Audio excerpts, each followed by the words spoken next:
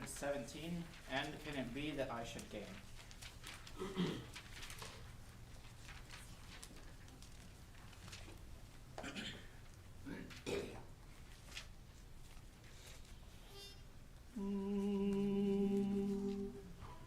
And can it be that I should gain an interest in the Savior's blood? Died he for me, who caused his pain, for me to him to death pursued. Amazing love, how can it be that thou, my God, shouldst die for me? Amazing love, how can it be that thou, my God, shouldst die for me? He left his Father's throne above, so free, so infinite his grace, emptied himself of all but love, and bled for Adam's helpless race. His mercy all immense and free, for oh my God, it found of me. Amazing love, how can it be that thou, my God, shouldst die for me? Long my imprisoned spirit lay, fast bound in sin and nature's night. Thy light diffused the quickening ray. I woke the dungeon flamed with light. My chains fell off, my heart was free. I rose, went forth, and followed thee. Amazing love, how can it be that thou, my God, shouldst die for me? No condemnation now I dread, Jesus and all in him is mine. Alive in him, my living head, and clothed in righteousness divine.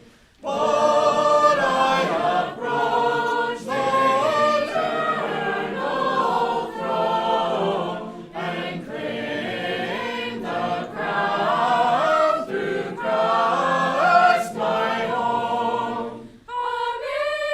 Amazing love, how can it be that thou, my God, shouldst die for me? And 591.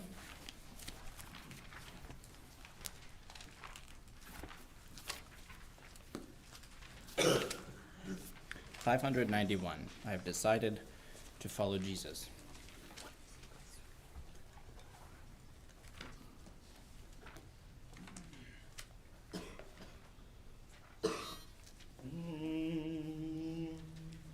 I have decided to follow Jesus. I have decided to follow Jesus. I have decided to follow Jesus. No turning back, no turning back. If no one joins me, still I will follow. If no one joins me, still I will follow. If no one joins me, still I will follow. No turning back, no turning back. The cross before me, the world behind me. The cross before me, the world behind me. The cross before me, the world behind me. No turning back, no turning back.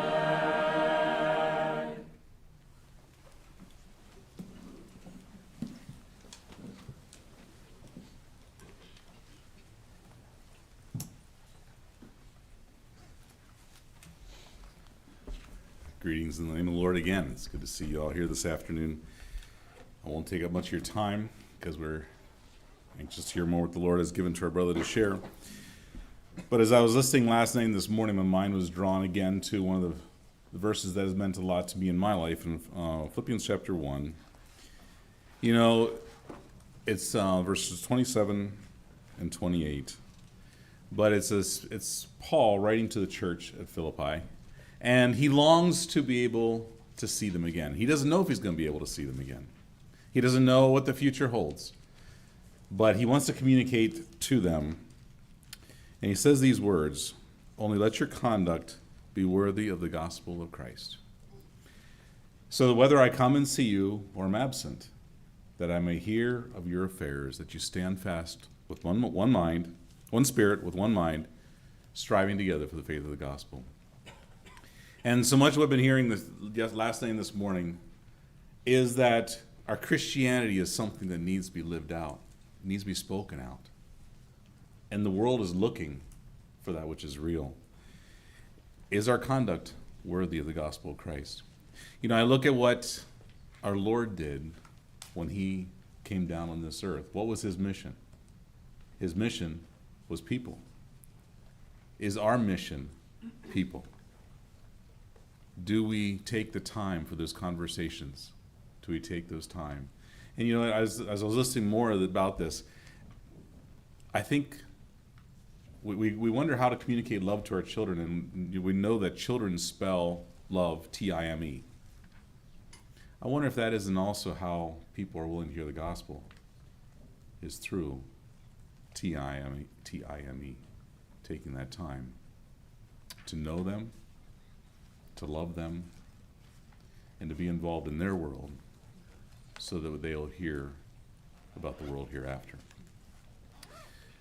And I appreciate what you have to share, brother, and I think we're just going to not mess around a lot more time. You want to come on up here, Brother Tim? We'll have a word of prayer.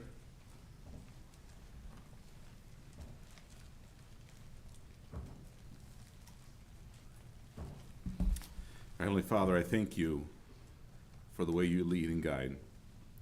Lord, I thank you for the courage you've given our brother to serve you faithfully these years. And Lord, I thank you for the testimony of ending faithfully. And Lord, I just pray that as we listen, may you stir our hearts again. Lord, that what he has, the experiences he has, can be any of ours as Christians, if we serve faithfully you as well. And Lord, I just pray that we would catch the fire in our own hearts to serve faithfully as well. Lord, may you give him courage, empty him of himself, but Lord, fill him with your spirit for us today. In your name we pray. Amen.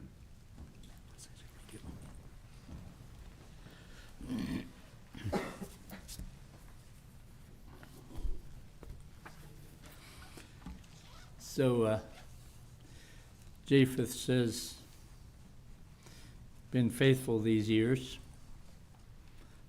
and pray that I can keep on being faithful.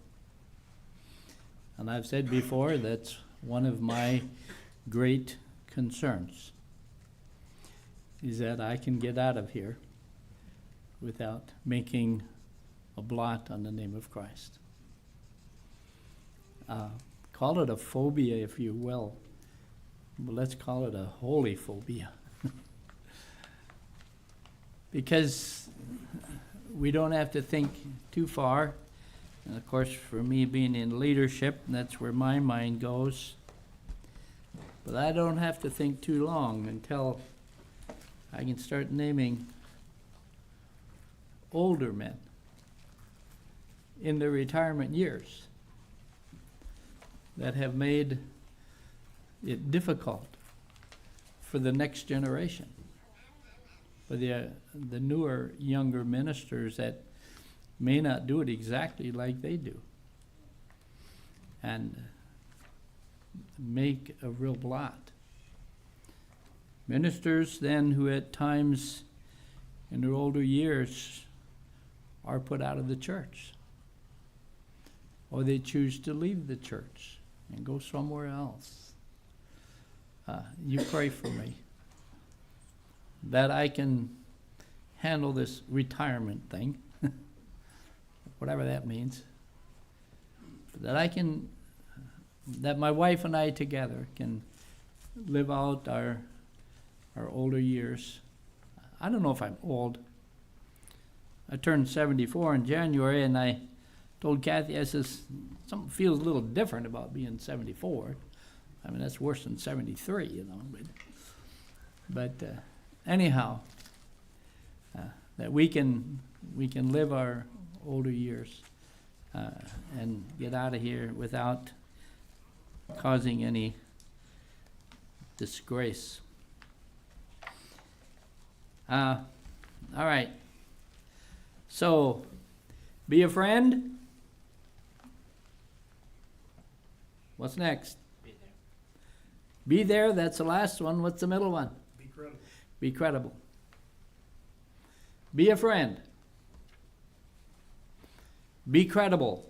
No skeletons in your closet. What's your driving like, eh? What's your business like? Be a friend, be credible, and then when the time comes, be there.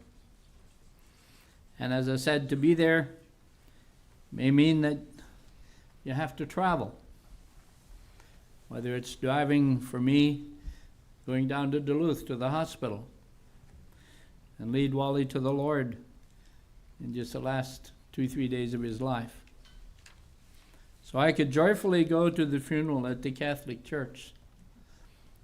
And it's okay, the Catholic's got his body, but the Lord got his soul. And I mentioned about Oscar Pagar and how 90-some years old, and now he turned his life to the Lord. And then he wanted me to share at his funeral, to let his children know that Jesus is the only way. And that's after a switch from many years ago when he became very bitter against the church when his brother and family joined the church. And I think that family is all gone now. George and June or Goldie are gone. June is gone. And what was the son that was down in Wisconsin? Verl. I think Verl is gone now. I think that family's all gone. But here was Oscar in his older years, turned to the Lord. What a great privilege we have of making a difference, both in time and eternity, for these people. So sharing the gospel is a conversation, not a presentation, okay? Sharing the gospel is just simply conversational life as we share with people, and I've shared some illustrations along that way. It's not a presentation. I have a neighbor now who lives not too far from us, And his last name is Hartman, and he comes from Pennsylvania. What's the chances? But he says he grew up Catholic. And I've invited him to church, and he says, no, I can't come to church. I've been married 3 times. And he's very adamant. He does not want us to come there for Christmas caroling. He does not want us to send him the Reaching Out magazine. He does still take a calendar from me, though. But when you go there, in fact, he made some comment, wasn't he the one that said about you, Kathy? Somebody, he likes my wife and all that, as long as she doesn't preach to me. She says, I don't think I do. And so he doesn't want to talk about the gospel. He doesn't want to talk about God. But that's okay. It isn't hard to get the subject changed, you know. I'm used to shifting gears. Had a man in Oregon, lived up the road past us a ways at the dead end. He'd been vice president of Anaconda Mining. And they wanted to make him president. He says, there's no money can move me to New York City. So he retired and moved there kind of anonymously. What brought him to that area? I don't know, but up at the end of the road past where we lived. And I worked for him some then. And when I first started working for him, he'd almost look over your shoulder and tell you where to put the nail and how many whacks to put it in with. I mean, he was a very difficult man to work for. And he had a nice place, and his shop was out not very far from the house. But when he went in for dinner, he locked the shop. I mean, that's just the kind of guy he was. He slept with a gun under his pillow. We went there Christmas caroling one time, and that year, well, some of you know Dwayne Roth up north. Dwayne's dad, Dave, had a school bus. And so we all piled in the school bus. It's cool, you know. We all piled in the school bus to go Christmas caroling. So we get in there and we pull into his lane and back up towards the house, and he met us at the door with the gun. He thought the hippies were coming to clean him out. And he again was one who did not want to talk about religion. Well, he was a very educated man and so on. And so we get talking, and I remember one discussion I had on him was, you know, heat always rises, right? It's hotter up there than it is down here. But how is it in water, when water gets cold, the cold goes to the top and heat goes down? I said, how's that?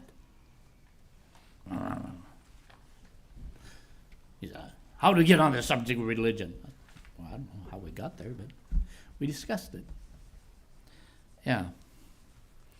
And so sharing the gospel is simply a conversation. It's not a presentation. Let's go to the book of Acts, chapter 17.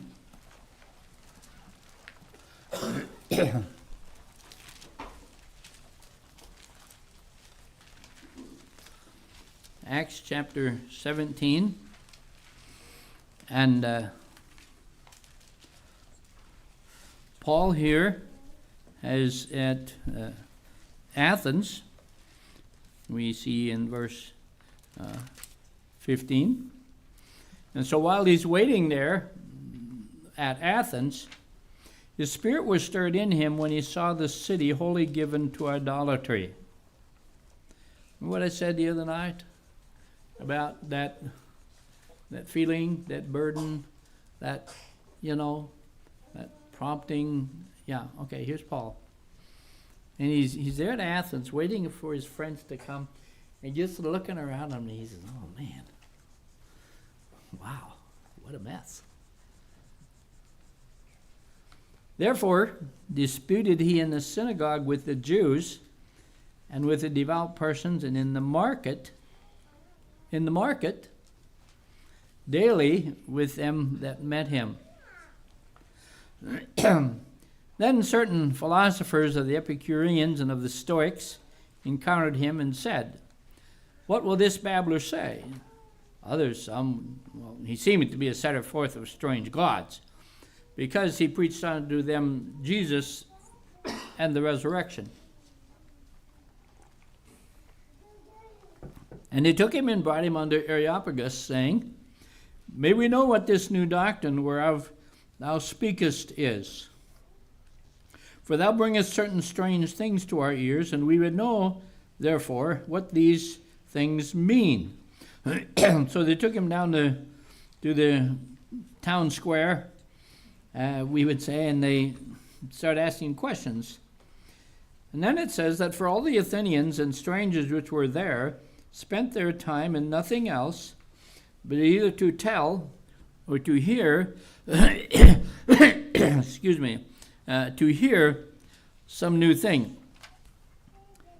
And so they brought him there. They gave him an opportunity. Then Paul stood in the midst of Mars Hill and said, Ye men of Athens, I perceive that in all things ye are too superstitious. For as I passed by and beheld your devotions, I found an altar with this inscription, To the unknown God. Whom therefore ye ignorantly worship, him declare I unto you. So, the Athenians here, they were very quote-unquote religious people, and they had idols to any god they can think of. They'd build an idol. Another god, they'd make another idol. They wanted to make sure they didn't miss anyone. Well, historically, the story is told that they had a sickness in their town. And a certain wise man told him, we don't know where the sickness comes from. However, if you would build and sacrifice a sheep to this, that's been a long time since I've reflected on this story. But anyhow, if you would sacrifice a sheep to this unknown God, this unknown God would listen and would heal and would hear you. And so they did. They sacrificed a sheep to the unknown God. And they got healed. Okay? Now here we are, years later, and here comes Paul. And Paul says, this unknown God over here that performed miracles for you? Yeah, that's the one. I want to tell you about him. I want to tell you about the unknown God. So, excuse me. So God had set the stage for Paul many years later, or many years previous. Okay? And I believe the same thing can be true for you and I. Oscar Pagar, in a sense, the stage had been set many years earlier when his brother George accepted the Lord and joined the church. So Oscar had that there in him. He was angry and bitter about it, but it gave me and that's what God is doing. He did for Paul here. He set the stage. He laid the foundation, and that Paul could pick that up and go with it. Now, when they disagreed with Paul, verse 32, when they heard of the resurrection of the dead, some mocked, and others said, "We'll hear thee again of this matter." But Paul stood up and says, "What do you think? You think I'm that dumb or something?" No, he didn't do that. He didn't argue with them. They disagreed. Okay. He didn't argue with them. Verse 33 says, "So he departed from them. However, there were a few converts. Certain men clave unto him and believed, among the which was Dionysius the Areopagite, and a woman named Damaris, and others with them. Fine. Sow the seed, and you harvest a crop. Sometimes 100, and sometimes 60, and sometimes 30, and sometimes maybe only one. But our job is not to say how it all goes, but our job is to sow the seed. Our job is to carry on that conversation of who God is. All right. Just a few thoughts again. In Luke chapter 10,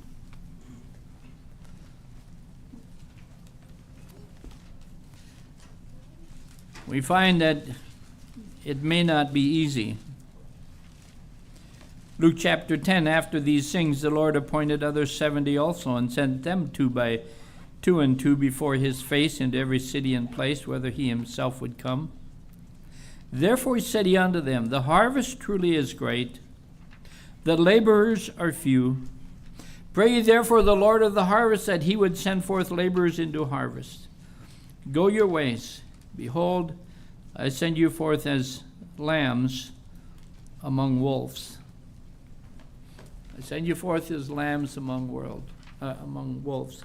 You know, this world is not a friend to grace, to help me unto God. We live in a battlefield. And so it may not be easy. But what's our motivation? From Matthew, the end of Matthew, verse 16. What's our motivation? Worship. And they worshiped him. And in that setting of them worshiping him, Jesus told them how to go. Like I say, I don't view that as a command. Get out, go do this. No. But Jesus, in this spirit of worship, Jesus knew they were going to go. I mean, you know what? If Dawson goes downtown and buys a new pickup, brand new pickup, and he drives it to church Wednesday night, he's just hoping somebody will notice. And if they don't, he might actually try to pump a little bit, eh? And let them know about this new pickup he bought. So we talk about what we're excited about, really. And when they worshiped Christ, he knew that they would talk about it. And so in those verses at the end of Matthew is, okay, guys, here's how you do it. You know? Here's how you go about presenting the gospel. Like I say, I don't think that's a great hard command there. And then in Matthew chapter 9, he had compassion upon them. And for us, I know we have some dumb neighbors, don't we? Yeah. We got you probably heard this story before, but back behind the church there, just before you get to our church, take the gravel road to the left, back past Tony's place, and end of the road on your left is a man named Gary Kittleson. Gary and his wife had 3 boys.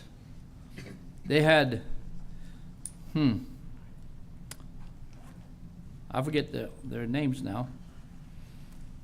The youngest one was Julian. We called him Bullfrog. And these boys, when they were younger, the parents had kind of a contest to see who would get home first and who could leave first. Because when they left, the one that was left at home had to find a babysitter before they could take off and go to the bar. And that's the way these boys were raised. And as they grew up, they came to our Bible school, and they were very, from the rough home they came from, but they come to Bible school, and at the Bible school program, they would have white shirts and ties on. I mean, you know, they really dressed them up. They were nice. And the parents divorced then. Well, let me say this. So that one summer especially, it was warm, and we have our Bible school in the summer, and so then after Bible school, then we'd go down to the river and go swimming. And there was a tree out over the water with a rope on it, and you'd grab this rope and swing out there, and here was Julian, and he would grab the rope and swing out there and spread, he'd go, blah, splat, and so we called him Bullfrog. Well, as Julian got older, and then he made his choices, and he had a girlfriend, and they had a little one. But according to the lifestyle that he was taught, he didn't learn responsibility, and so Julian didn't pay his electric bill. So the power company, that's no problem to them. They just come out and pull the meter. Well, that's no problem to Julian. He just went down the road a ways to somebody's hunting shack, and he pulled the meter and stuck it in his meter, and he was good to go. Well, that's no problem for the power company. They came out and pulled the meter, and then up top by your transformer, there's a switch lag up there, okay? And so they flipped the switch. Well, Julian thought that was no problem for him either. He made himself a wooden ladder. It reached up part way. Then he nailed 2x4s on the pole up towards the top.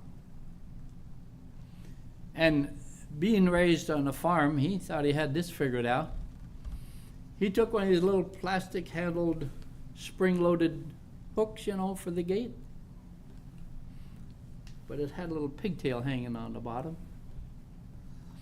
And Julian climbed the ladder, went up the pole, wrapped his legs around the pole so he could hang on. In so doing, he wrapped his leg right by the ground wire. And he reached up to do this. It was the last dumb thing he ever did.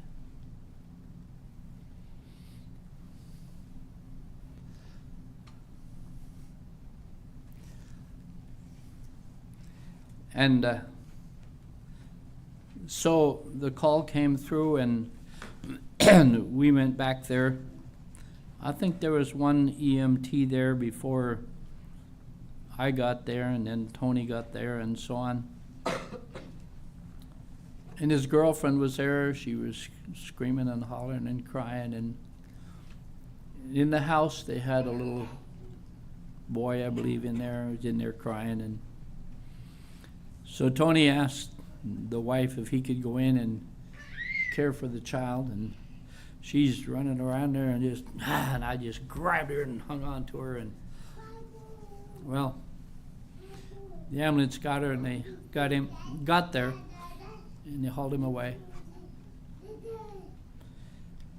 Yeah, I then went to the hospital. Was there for a bit with his brother. Dad was over out of the area working somewhere. Like I say, they were divorced, so Mom wasn't there. And we called Julian's girlfriend's mother and told her, Julian's girlfriend called her mother and told her what had happened. She says, "No, that didn't happen. No." She wouldn't believe him. And I got on the phone. I says, I'm Pastor Tim Zook, and this is true. Julian is gone.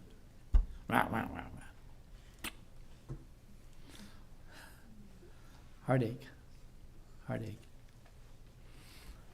I didn't speak at that funeral, but I was involved with it. With the afterwards, they wanted to.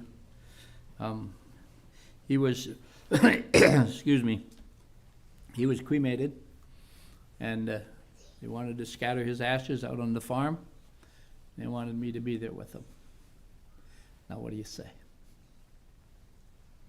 Yeah. Those situations that we get in, but our motivation is worship to the Lord and compassion for our people. Now, just a few things along this line. Be bold. Be brave. Don't hesitate to step up and identify yourself and reach out to them. Now, I know there are times, a total stranger, that's kind of tough. If it's somebody you don't have a good relationship with, then that makes it extra tough. But be bold. Step up. Be bold in a humble way. Is that possible? I think so. To be bold, to be brave, but in a humble way. You know, God doesn't force us. He calls us.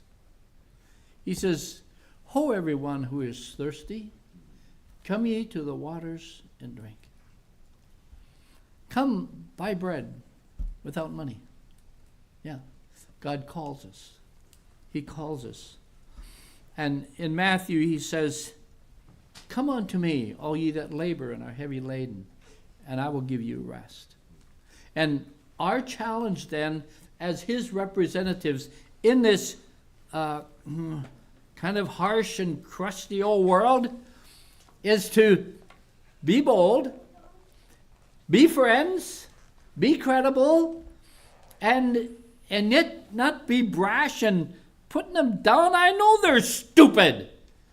We all know that there's a lot of stupid idiots around us, okay? But that isn't the way you approach them. You can approach them boldly, but humbly. Bold, but not brash. We've looked at these verses earlier, but again, now back in Matthew chapter 12, beginning verse 18,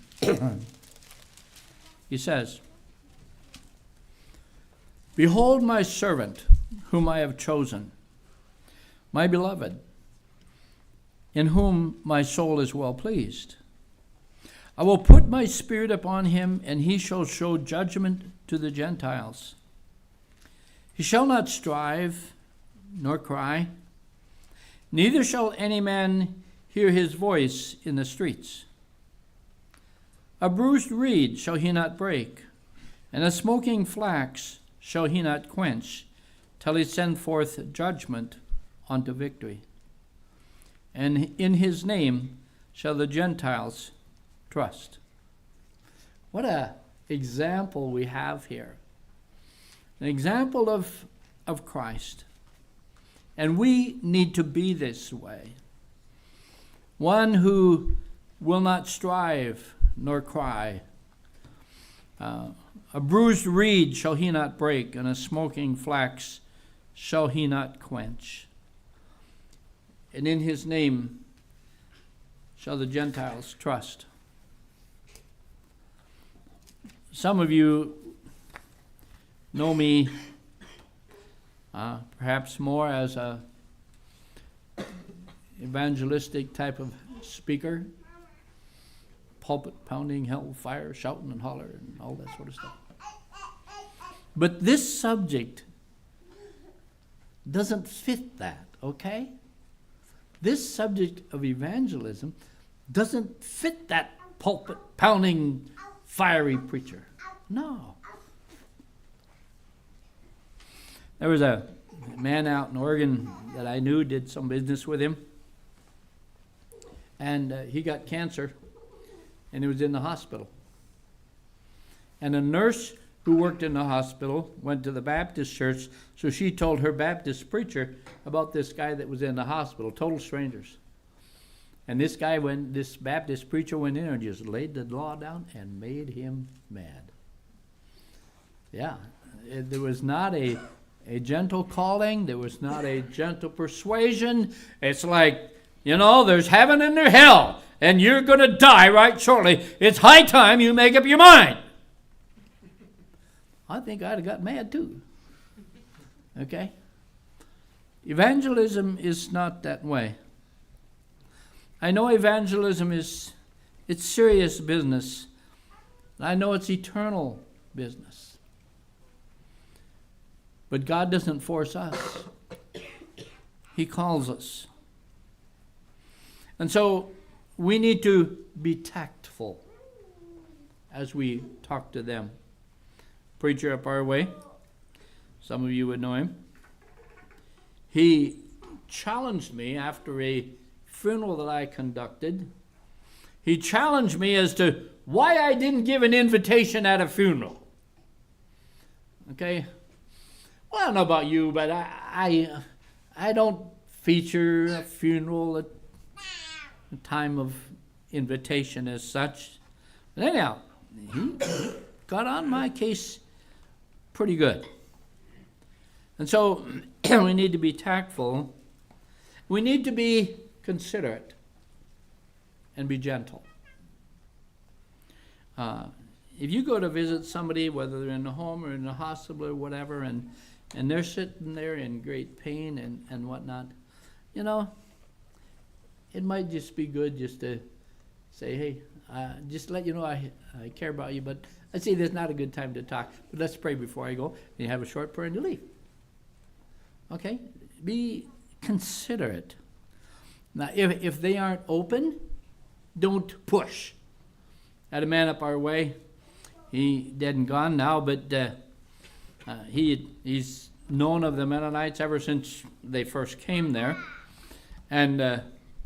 And he was dying, and he lived down the road just a little ways from us, so go visit him.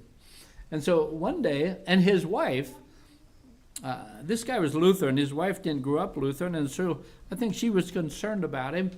And so she wanted us to come and visit and whatnot. So anyhow, one time when I was there, and I got to talking with him about what it means to be born again.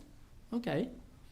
And then I asked him, I says, so have you ever done that? He says, good day. In other words, end of conversation, goodbye. Well, I didn't bite the bait. I just changed the subject. Okay? But if they aren't open, don't push them, okay? In that case, we just talked of other stuff, and pretty soon his wife invited us to sit down for coffee, and yeah. Another thing, our spiritual inner being is very personal. And so, as much as you can, in talking one-on-one, you need to do it one-on-one, not in a host of a big company or anything like that. I think I mentioned Wally Barr. I went to visit him one time, and I took my Bible in and laid it in the entryway because there were other people there. And when I left, I said something to him about I brought my Bible and I didn't even use it. He says, that's okay. He says, there'll be other times. As I said, there came the day when I went to Duluth to see him, and I led Wally to the Lord. The Catholics got his body, but the Lord got his soul. And with that in mind, as much as you can, it's a one-on-one. It's a personal thing, okay? And we all know what this is like. If you got something wrong, and do you want me to talk to you about it right now, or shall we wait when it's just you and I? You know? And we're all that way. We don't like our dirty laundry scattered all over. We don't want to be put down in front of everybody. No. It's a one-on-one. It's a personal thing that needs to happen because heart issues are personal issues. And again, don't give them an ultimatum and then walk away with the door closed. No, but you always leave the door open. One thing I told our children, our boys as they were growing up, I says, you know what? We're going to keep on talking. That's the bottom line. We're going to keep on talking. I mean, we could really have a confrontation, but this isn't the end of it all. We're going to keep on talking, okay? And that's the way it is. It needs to be with our people that we relate to. We don't come to the end of the conversation until there's death, okay? But so we handle it in such a way that we leave the door open so we can keep on talking. So remember, the motivation is worship. And the thing with that, the motivation of worship is He is what we know. Are you excited about Jesus Christ? Are you excited about the whole aspect of eternity and someday we will be with Him? Are you excited about that? You know, He is what we know. And that's what we have to share. We aren't here to condemn people to hell. No. But as we know Him, as we worship Him, and we get excited about Him, He is what we know. I love to study. And you learn things as you study. Can you tell me where in the book of Genesis it talks about the Trinity? You know where that's at? Chapter 1. We're at in chapter 1. Let us make man in our image. Okay, there's one of them. Let us make man in our image. But it's before that. In the beginning, God created the heaven and the earth. And that God there is the word Elohim. Now, we know the word El as God. So, Beth-El is the house of God, okay? E-L is God. Now, when you put the H-I-M on the end, that makes it plural. So, what is a cherub? What's a cherub? Angel. It's an angel. How many? One. Cherubim, what's that? Many angels, okay? It's the I am at the end of it again that makes it plural. So we have El as God, and Elohim makes it plural. So it really, in the Hebrew, it reads, in the beginning, God's, plural, God's created heaven and the earth. Yeah. Okay, let us make man in our image. Who's the us? It had to be somebody of like character, of like quality, of like creative powers. Well, it had to be God. So it's another God, okay? And so God said, let us make man in our image. And you go right on down through there. And the Trinity is just like, boom, there it is. And we become excited about what we know. We become excited about this God and about this thing called salvation and this thing called eternity. And there is a heaven and there is a hell and all that. And as we get excited about that and as we know our God, we worship Him. And as we worship Him, we then go and share with those around us. He's what we know. He's our everything. Motivation of worship, a motivation of compassion, to feel for them. To feel for them as a friend. In their pains, in their loss. To feel for them. But still, remember what we started with, that Jesus left Judea and He went to Samaria. He didn't go to Samaria because all the work was done in Judea. No. But He went to Samaria. He must needs go through Samaria. And so don't beat yourself up and frazzle yourself to no end or to many ends thinking you have to, I didn't talk to 25 people today and I got to do this and no. Evangelism is a what? Conversation, not a presentation. So as you go, you share the gospel with those around you. Okay, now what are some questions that I ask as I confront people? Here's one. So, when you get to Peter's proverbial gate, what reason are you going to give to God that he should let you into his heaven? Okay? That's not a condemning statement. It's a questioning statement. What reason? I did more good than bad. That comes up. Okay, let's follow that line. So you've done more good than bad. But you have done some bad. So what about that bad? I think he'll just overlook it because I did so much good. Really? Does that do justice to his holiness? No. No? Okay. So then what about it? You see? I need Jesus. You know the answer. Okay. So those type of questions. And, well, I'm not a very bad sinner. Oh, but you are a sinner. Well, then what about that?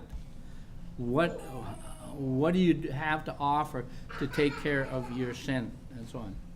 Okay, here's another one I ask at times. So in all the busyness of life, do you take time to go to church? Again, it's not a condemning statement. It's just an open door statement, okay? Opens the door to get the talk started. Sometimes when people are sick and laying on their deathbed, I'll say something like this. I'll say, so this doesn't sound very good. It sounds as though you may get to the other side before me. Have you given any thought to that? And again, it's just a gentle way of asking questions. Have you given any thought to that? And then go from there. There's another question, and I live in a mostly Lutheran neighborhood. And I say, do we really, we. It's not do you, but we. Include yourself as much as you can so as to, we're neutral here, okay? So the question is, do we really think that the great, holy, awesome God. Now, if the Lutheran, they kind of with you, okay? The holy, awesome God. But do we really think that this holy, awesome God thinks that the sin problem that we have, it's all taken care of by just dumping a little water on the head? Now, there you want to be somewhat close friendship before you would say that, okay? Because you are calling to question what they believe. But again, do you really think, or do we really think, that the holy God is satisfied by just dumping a little water on your head and now everything's good to go, eh? Thought-provoking questions and so on. So remember then as we go, remember to pray. Remember to smile. Remember to be a friend. Because witnessing is a conversation, not a presentation. And every 2 seconds, somebody dies and goes into eternity. You want more stories? Les Sorrells was a man just a little bit older than I, but in his heyday, he was a very wild and a very immoral man. I say a wild man. He rode his motorcycle with just his shorts, you know. He had a car one time and going down the road, 55, 60 miles an hour, and he crawled in the back seat and laid down just to see what would happen. That's the kind of guy he was. Very friendly guy, a jolly man, and all that. And he would stick up for me sometimes, and whatnot. And everybody liked Les, except for the men whose wives he ran around with. Well, so over the years, I tried to be a friend to Les and talk to him now and then. And the last number of years up home then, I would go visit him. And then Les got sick and he got cancer. And then Les was in the hospital. And I would go visit with him and so on. And one of the last times I went to see him, he was at the point where he couldn't talk anymore. And just a matter of time. And I sat down there by his bed and I talked to him as if he could hear, and he could. And talked to him about, the gospel and about Jesus Christ and so on. And though he couldn't say the words, he could voice the words. And as he could form the words. And as I read his lips, he was saying, "That's good. That's good."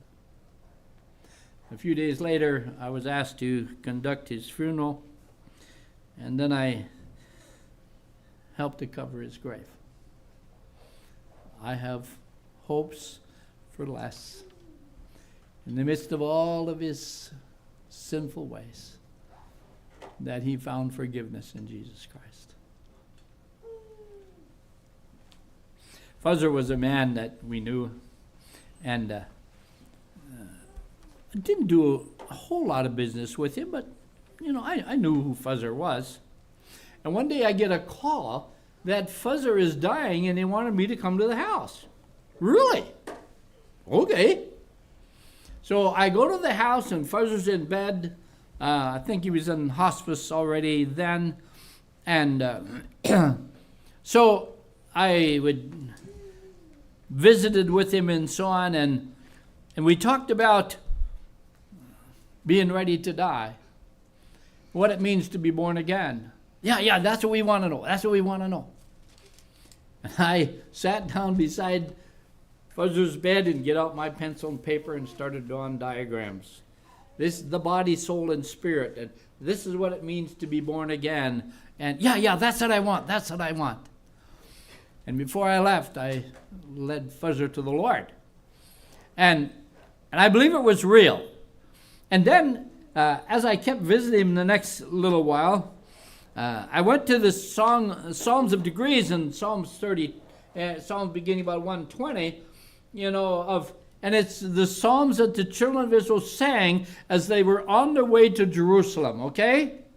And it begins, that I dwell in the midst of an unclean people and unclean lips, and it's like, woe is me, and on up till you come to 132 or 3, and here it is. Now then, by the time they get there, it's a whole crowd of people together, and they're in Jerusalem, and he's rejoicing at the priests that are there making sacrifice, and the unity together that is there. It's like the oil that poured down upon Aaron's beard and down upon his garments and so on. It's the whole congregation coming together as they came to Jerusalem to worship.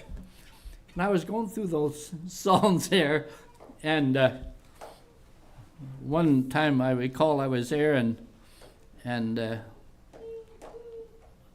somehow made, and Fuzzer made the, we thought he was out of it, and Fuzzer made the comment, says, "Yeah, if they don't miss the boat." But here's the thing. When Fuzzer died, they asked me to have his funeral. And they asked me at the funeral, as far as the message was concerned, they wanted me to share with everybody else the thing that I shared with Fuzzer about being born again. I said, well, then I will need an overhead projector up front. So we did. Had an overhead projector up front and the diagram, body, soul, and spirit, and what it means to be born again. At Fuzzer's request, to tell all the neighbors. of what Fuzzer learned in his last days. Yeah. All right. You got your hymn books. Turn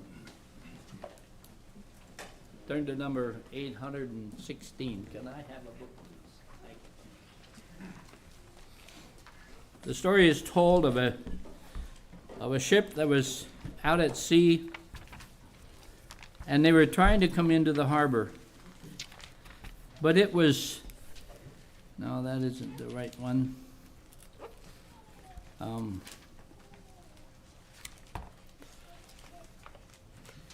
Let the lower lights be burning is the one I want. 616. Anyhow, this ship, as it was coming into harbor, and it was a rocky harbor down along the shore,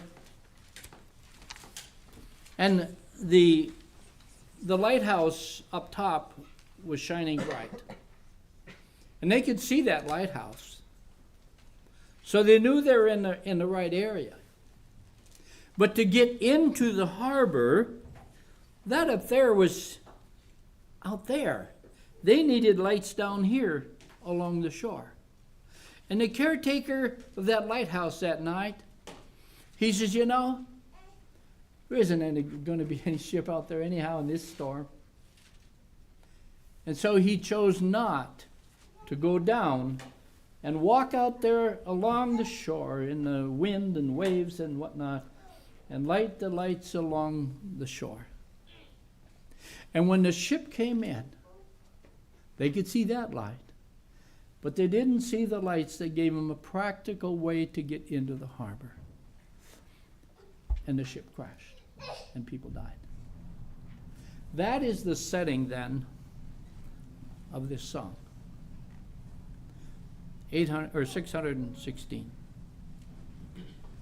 Brightly beams our Father's mercy from his lighthouse evermore, but to us he gives the keeping of the lights along the shore.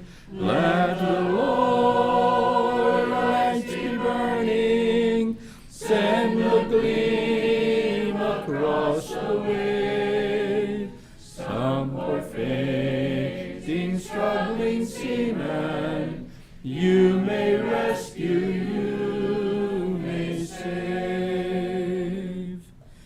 Dark the night of sin has settled, loudly angry billows roar. Eager eyes are watching, longing for the lights along the shore. Let the Lord lights be burning, send a gleam across the wave. Some poor fainting, struggling seaman, you may rescue, you may save. Trim your feeble lamp, my brother, some poor sailor tempest tossed, trying now to make the harbor in the darkness may be lost. Let the Lord lights be burning, send a gleam across the wave. Some poor fainting, struggling seaman, you may rescue, you may save. Can I give you a challenge? Choose prayerfully, choose one of your friends who is not a Christian and purposefully pursue them for the Lord. It might mean taking them out for coffee. It might mean you name it. But think, you have friends that aren't Christians? Choose one of your non-Christian friends and purposefully pursue them for the Lord.